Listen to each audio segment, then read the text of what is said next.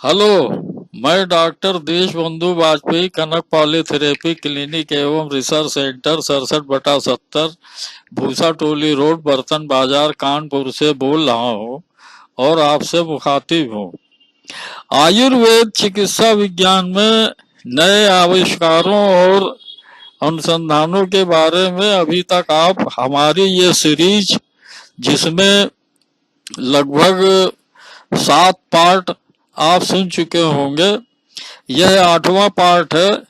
और जैसा कि मैंने पार्ट 7 में आखिरी में आपको बताया था कि इलेक्ट्रो त्रिदोषोग्राफी को नेशनल इनोवेशन फाउंडेशन ने, राष्ट्रीय नव प्रवर्तन प्रतिष्ठान भारत ने, अपने sponsor ministry of science and technology में हमारा ये रिसर्च कार्य, हमारा ये शोध कार्य इवैल्यूएशन के लिए भेज दिया था। और उसके लिए उन्होंने सहमति मांगी थी और ये कहा था कि हमारे स्पॉन्सर हैं वो इसको देखेंगे, परखेंगे, टेस्ट करेंगे, परीक्षण करेंगे और आपके इस आविष्कार को यथा योग्य जो भी परीक्षण करना होगा वो आवश्यक करेंगे। और उन्होंने इसके बारे में मुझे ये पत्र भी लिखा था और मुझसे सहमति मांगी थी। मैंने उनको यह सहमति लिखित में दी और उनको भेजा। भेजने के पश्चात उन्होंने मेरे शोध कार्य की फाइल को कॉपी करके कई प्रतिष्ठानों में भेजा जो मिनिस्ट्री ऑफ साइंस एवं टेक्नोलॉजी गवर्नमेंट ऑफ इंडिया से संबंधित रहे। और इसके बाद उन्होंने इसे ministry of health and family welfare government of India के कुछ संस्थानों में भी भेजा। और इस प्रकार से इस शोध कार्य को आगे बढ़ाने का प्रयास नेशनल इनोवेशन फाउंडेशन द्वारा किया गया, जिसके बारे में वे मुझे लगातार सूचना देते रहे।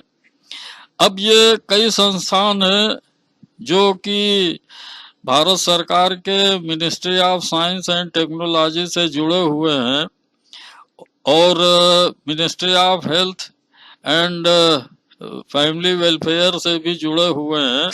इन सभी संस्थानों में जहां नेशनल इनोवेशन फाउंडेशन द्वारा मेरे शोध कार्य को भेजा गया, जिन संस्थाओं में, उनके ये पत्र की फोटो कॉपी आप यहाँ स्क्रीन पर देख रहे हैं। कुछ दिनों बाद मुझे ministry of science and technology Bharat सरकार की ओर से, उनकी एक संस्था है council for scientific and industrial research, उसके डायरेक्टर उस समय देश के महान वैज्ञानिक श्री आर माशेलकर जी थे। माशेलकर जी का एक फोन आया मेरे पास और उन्होंने जब अपना परिचय बताया तो मुझे सुन करके बड़ा रोमांच हुआ। और मैंने उनसे कहा कि अरे मेरा तो बड़ा भाग्य रहा जो इतने बड़े साइंटिस्ट, जो देश और दुनिया के प्रसिद्ध साइंटिस्ट हैं, उनका फोन आया और आपसे बात हो करके मैं तो बहुत रोमांचित हूँ। तो बहरहाल वो बड़े मृदुभाषी माशेलकर जी थे।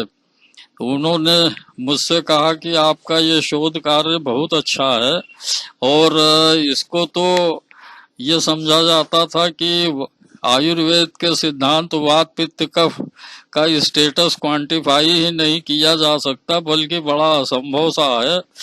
और आपने ये कैसे किया? तो उन्होंने मुझसे सारी बातें पूछी और मैंने उनको लगातार जवाब दिया कि इस प्रकार से ऐसे ऐसे आइडिया आया, और जो मैं आप सब लोगों को पहले बता चुका हूँ वही मैंने आदरणीय श्री माशेलकर जी को भी बताया, और उनसे आग्रह किया कि आप इसको देखिए और समझिए, और जो उचित हो वो आप करिए। तो उन्होंने कहा कि ठीक है, कोई बात नहीं, मैं इसको देखता हूँ, और आपकी फाइल पड़ी हुई है, मैं इसको नेशनल एनआरडीसी को भेज रहा हूँ, नेशनल रिसर्च डेवलपमेंट कारपोरेशन को मैं इसे भेज रहा हूँ, और वो आपको बताएंगे कि इसमें क्या किया जा सकता है। कुछ दिनों बाद नेशनल रिसर्च डेवलपमेंट कारपोरेशन से मुझे फ़ोन आया, और उन्होंने कहा कि ये तकनीक तो ठीक है, आपने जो आविष्कार की है ये तकनीक तो ठीक है, लेकिन इसको जांचने के लिए हमारे पास कोई साधन नहीं है, और इसके जांचने के लिए तो चूंकि ये मेडिकल से संबंधित है, स्वास्थ्य से संबंधित है, तो इसको जांचने के लिए हम इसे ministry of health and family welfare में भेज रहे हैं, अगर आपकी सहमति हो तो मैंने उनसे कहा कि ठीक है, आप इसको ministry of health and family welfare में अगर भेजना चाहते हैं तो भेजिए, और ये भी कहा कि ये चूंकि डिपार्टमेंट ऑफ आयुष से संबंधित है तो मिनिस्ट्री ऑफ हेल्थ वाले संभवतः इसे ministry of department of Ayush को भेज देंगे। तो मैं आपकी सहमति चाहता हूँ, वो मैंने उनको सहमति दी कि ठीक है, आप इसको मिनिस्ट्री ऑफ हेल्थ में भेज सकते हैं। और इसके बाद फिर मुझे आदरणीय श्री डॉक्टर आर माशेलकर का फिर फोन आया, और उन्होंने कहा कि हमने आपकी file ministry of health and family welfare government of India को उनके यहाँ भेज दी है, अब वे आपसे संपर्क करेंगे। मैं आपको दूसरे वीडियो में बताऊंगा कि जब मिनिस्ट्री ऑफ हेल्थ और फैमिली वेलफेयर में क्या हुआ, ये आप हमारे नेक्स्ट वीडियो में देखिए। मेरा आप सबसे आग्रह है कि इस वीडियो को जितना अधिक प्रचारित कर सके उतना ही आयुर्वेद के लिए अच्छा होगा। हमारे चैनल को सब्सक्राइब करिए, और हमारे वीडियो को भी आयुर्वेद प्रेमियों, आयुर्वेद जनों और आयुर्वेद के या आयुष से संबंधित लोगों तक पहुंचाइए। धन्यवाद, नमस्कार।